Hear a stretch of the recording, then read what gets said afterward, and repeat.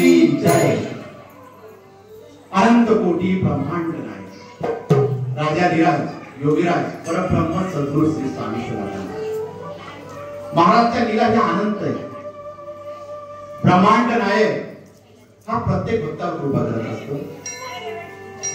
एक लोकर म्हणून गाव होता अक्कलकोटवर, तिथं बापू कुलकर्णी म्हणून राहत होते. त्यांची दत्त महाराजांवर खूप श्रद्धा होती. दत्तावर इतकी श्रद्धा होती, कायम ते गाणगापूरला दत्त महाराजांच्या दर्शनाला जात होते. पण काही दिवसांनी त्यांच्या कंठाला छिद्र पडले होते. त्यांनी जर काही जेवण केलं त्या कंठाच्या छिद्रातून पूर्ण बाहेर येऊन जात असे. ते प्रत्येक वैद्याकडे जात असे, आपली व्यथा मांडत असे. प्रत्येक वैद्याकडे जाऊन सांगून सांगून ते वैतागून गेले होते. फरक काहीच जाणवत नव्हता. खूप फिरले. एक दिवस मनामध्ये आलं आपला कुठला तरी नवस असेल म्हणून आपण गाणगापूरला जाऊया. म्हणून ते गाणगापूरला आले आणि गाणगापूरला आल्यावर एका ब्राह्मणाला त्यांनी गुरुचरित्र पारायण म्हणायला लावलं आणि ते पारायण त्यांनी श्रवण केलं. हे पारायण ऐकत होते दत्त महाराजच्या छायेमध्ये आणि महाराज अक्कलकोटला बसलेले होते. महाराज म्हणत होते, बापे आला, फिरून फारून माझ्याकडे आला, लवकर आला, अक्कलकोटला बोलवला. आणि बाळप्पा महाराजांना त्यांनी जवळ बोलवलं. बाळ्या, श्रीपाद सांगतोय काशीला जायचंय, त्याला वेद बोलायचे. महाराज शब्द बोलवते, बाळप्पा महाराजांना काही समजत नाही. आणि श्रीपाद भट तेवढ्यात आले आणि श्रीपाद भटांनी स्वामीकडे आज्ञा मागितली. महाराज, काशीला जातोय, काशी विश्वनाथाचं दर्शनाला जातोय मी. महाराज बोलले, जा श्रीपादाला वेद सांगून ये, तिथल्या प्रसिद्धामध्ये हिस्सा घे आणि वेद म्हणून दाखव. आणि दशग्रंथी असा अभ्यास त्या श्रीपाद भट्टांचा झालेला होता आणि काशी विश्वनाथला गेलेले होते.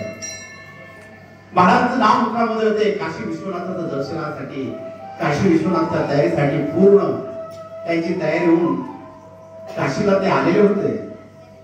इकडे हा ब्राह्मण गुरुचरित्राचं पारायण ऐकत होता. स्वामी महाराज त्याचं नाव घेत होते. पारायण पूर्ण झालं आणि रात्री स्वप्नामध्ये एक दृष्टांत झाला. एक गणपतीची मूर्ती घ्या आणि त्या गणपतीच्या मूर्तीची रोज पूजा करा, तुम्हाला लवकर फरक जाणवेल. त्या ब्राह्मणाने एक गणपतीची मूर्ती घेतली आणि घरी आल्यावर रोज त्या गणपतीची पूजा करू लागला.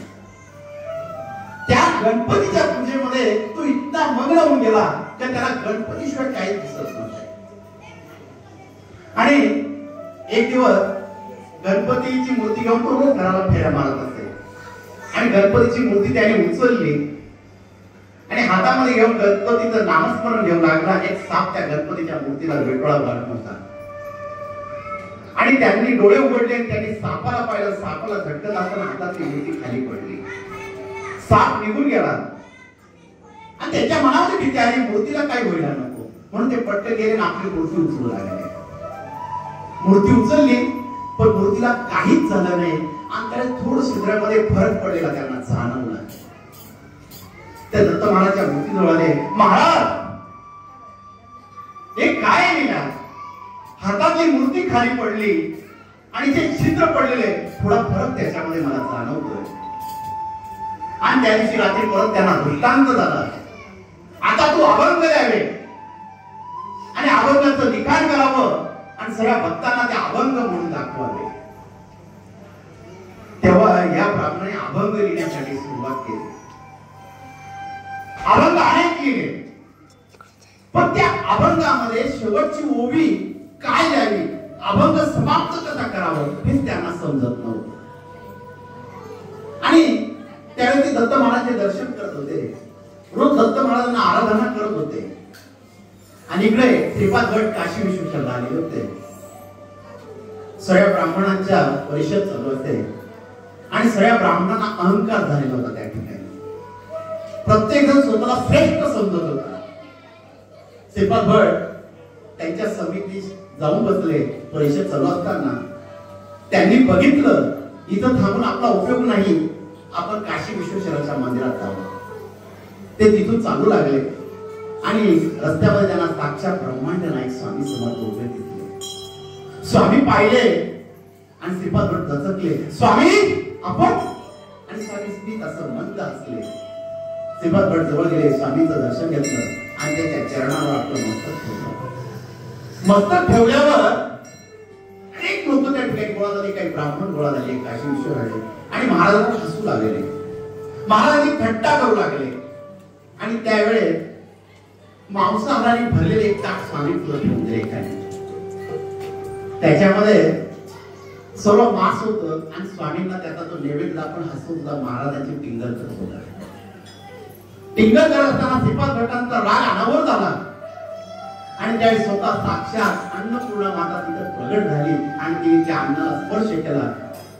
आणि प्रगट झाल्यावर तिने त्या अन्नाला स्पर्श केल्यावर अनेक प्रकारचे पदार्थ तिथे झाले. ते मास तिथून गुप्त झालं आणि त्या स्वतः अन्नपूर्णा माता ही संतापली आणि ती बोलू लागली, या दुष्टाला इथं भस्म करा स्वामी. आणि ज्याने स्वामींना जे मास म्हणून काढ दिलं त्या ठिकाणी तो भस्म झाला. श्रीपाद भट स्वामी पुढे रडू लागले, ते स्वामी तुम्ही इथं आलात, तुम्ही थांबा. त्यावेळेस स्वामी महाराज सांगू लागले, उद्या ती परिषद होणार आहे, त्यावेळेस तू वेदांचा अभ्यास कर, माझा आशीर्वाद आहे आणि वेदांवर बोल. महाराजांनी श्रीपाद भटांना आशीर्वाद दिला आणि मोठी परिषद त्या काशी विश्वरामध्ये भरली आणि त्या ठिकाणी श्रीपाद भटांचा विजय झाला आणि सगळ्या काशीमध्ये श्रीपाद भटांचं नाव झालं. सर्वजण त्यांच्याकडून हात जोडू लागले. त्यावेळेस श्रीपाद भट एकच बोलू लागले, माझ्या गुरुचा आशीर्वाद आहे, माझ्या स्वामींचं सामर्थ्य आहे म्हणून इतकं बोलू शकलो. आणि स्वामींकडे पाहून ते नमस्कार करू लागले, स्वामीचा अभिमान करू लागले आणि अक्कलकोटला येऊन पोहोचले. महाराज बोलले आणि त्याच्याकडे मंद हसू करून बोलू लागले, श्रीपाद आलात, जिंकलात. महाराज ही सर्व आपली कृपा आहे, आपल्या कृपेने तू जिंकलो स्वामी महाराज. आणि हा ब्राह्मण रोज विचार करत असताना अभंगाची शेवटची ओवी द्यावी काय हे त्याला समजतच नव्हतं. आणि त्यावेळी त्याने दत्त महाराजांना साकडं घातलं. पण स्वप्नामध्ये दृष्टांत झाला, तो अक्कलकोटला जा, स्वामींचं दर्शन घे, त्यावेळेस तुझ्याकडून अभंगाची उभी पूर्ण होईल. आणि हा ब्राह्मण अक्कलकोटला आला. ज्यावेळेस तो अक्कलकोट मध्ये येतोय, हा ब्रह्मांड नायक वटवृक्षाच्या त्या झाडाखाली बसलेला होता आणि हा बापू कुलकर्णी स्वामी समोर येतोय आणि स्वामींना हात जोडतोय. महाराज मी तसं मंद असताय आणि बापू कुलकर्णी स्वामींना बघितलं. अंगाला एक त्यांना धक्का लागला असता, जशी शरीरातून पूर्ण वीज गेलेली आणि अंगाला लहरी येऊ लागल्या आणि अंगाला कापड फुटला. हात थरथर करत ते स्वामी समोर येऊ लागले. स्वामी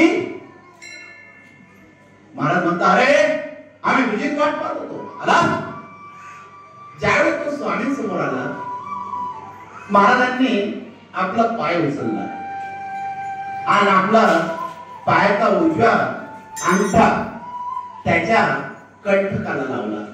जे छिद्र होतं महाराजांच्या अंगठाचा स्पर्श झाला, ते तिथं बुजल्या गेलं. आणि ज्यावेळेस बुजल्या गेलं तो स्वामींकडे बघू लागला, मुखामधून नाव येऊ लागलं, श्री स्वामी समर्थ, जय जय स्वामी समर्थ, सद्गुरु स्वामी समर्थ, जय जय स्वामी समर्थ, महाराज स्वामी समर्थ, जय जय स्वामी समर्थ, सद्गुरु स्वामी समर्थ, जय जय स्वामी समर्थ, महाराज स्वामी समर्थ, जय जय स्वामी समर्थ.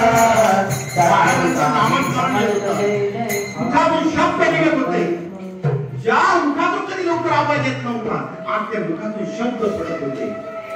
आणि शब्द मुखातून पडत असताना ज्या अभंगाची ओवी शेवटची द्यायची होती आणि त्या अभंगाची ओवी त्याच्या मुखातून निघू लागली. पूर्ण अभंग होऊ लागले आणि अनेक अभंगाच्या ओव्या शेवट त्यांनी समाप्त केल्या स्वामींसमोर. महाराजांजवळ गेले. स्वामी महाराज, आनंद स्वामी महाराज तुमच्या. गाणगापूरला जायला लावतात स्वामी, गणपतीचं पूजन करायला लावतात स्वामी, अभंग द्यायला लावतात आणि उभी पूर्ण करण्यासाठी स्वामी महाराज मला अक्कलकोटला बोलवतात. ही तुमची कृपा आहे, ही तुमची लीला आहे स्वामी महाराज. महाराज म्हणतात, अरे बापू आम्ही बोलवलं तुला, अरे आमची कृपा आहे तुझ्यावर म्हणून आम्ही तुला आमच्या दरबारात बोलवलेले. तू आला, आनंद आम्हाला झालेला आहे. महाराजांनी त्याच्यावर अनेक वेळा कृपा केली आणि अनेक अभंग लिहून घेतले त्यांच्याकडून आणि त्या अभंगाचं लिखाण त्यांनी खूप केले आणि अनेक अभंग स्वामींवर त्यांनी लिहिले. महाराजांनी त्यांना आशीर्वाद दिला, आपल्याजवळ राहिलं लावलं. ते स्वामींची सेवा अनंत वेळा करू लागलेले होते.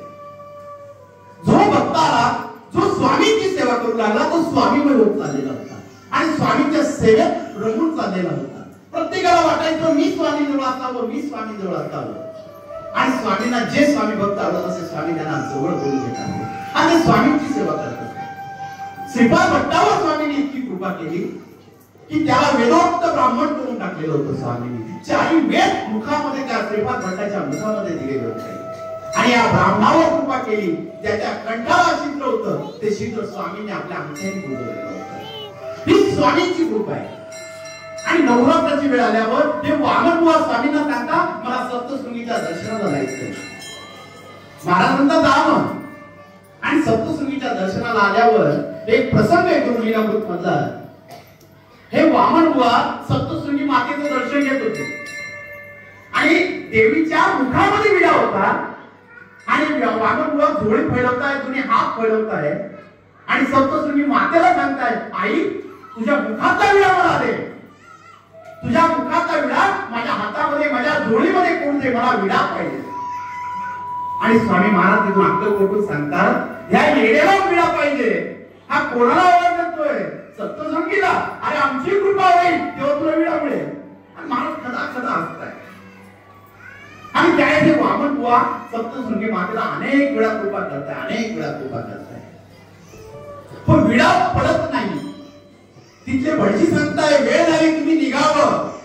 त्यावेळेस ते म्हणता मला आईच्या मुखाचा विडा हवा आहे. विडा पडत असतो. आणि त्यावेळेस वामनबुवांना आठवण झाली, मी माझ्या स्वामींची आठवण केली नाही, माझ्या आईला बोलवलं नाही, तर विडा मला भेटू शकत नाही. आणि त्यावेळेस सप्तशृंगी मातेला ते विनंती करताय, आई माझ्या स्वामींना विनंती करतो की तू मला विडा दे. आणि त्यावेळेस ते डोळे मिटतात आणि आपल्या ब्रह्मांड नायकाची आठवण करतात, स्वामी महाराज माझ्या आईच्या स्वरूपात यावं आणि हा विडा मला द्यावा. एवढं बोलतात, विडा सप्तशृंगी मातेच्या मुखामधून पडतो आणि वामनबुवा स्वतः झेलतात आणि तो विडा घेतला. ही ब्रह्मांड नायकाची कृपा आहे की तुम्ही सप्तशृंगी मातेकडे मागताय, पण त्यावेळेस मनामध्ये भाव स्वामींचा आलेला होता आणि स्वामींनी ती इच्छा पूर्ण केलेली होती. हा ब्रह्मांड नायक आहे, हा कशी कृपा करेल सांगता येत नाही, फक्त त्याच्यावर श्रद्धा विश्वास मनापासून असलं पाहिजे. एकदा जर स्वामी जवळ तुम्ही मनापासून गेले, त्यांचे चरण पकडले, सर्व विश्वास त्यांच्या चरणी तुम्ही लीन केला की स्वामी मी तुमचा झालेलं, मला तुमच्याच सामावून घ्या. आणि एकदा जर त्यांनी जर तुम्हाला सामावून घेतलं तर तुम्ही स्वामीमय होऊन जाणार. शब्दात मुखात प्रत्येक वेळा तुमच्या मुखातून स्वामीशिवाय दुसरं नावच येऊ शकत नाही. एवढी शक्ती स्वामींच्या सामर्थ्यात आहे, स्वामींच्या नामात आहे, स्वामींच्या जपामध्ये. त्या स्वामीचं नाव घ्या, तो ब्रह्मांड नायक सदैव आपल्या पाठीशी. आणि एकदा जर तो पाठीशी उभा राहिला तर एकच आशीर्वाद दिले, भिऊ नकोस मी तुझ्या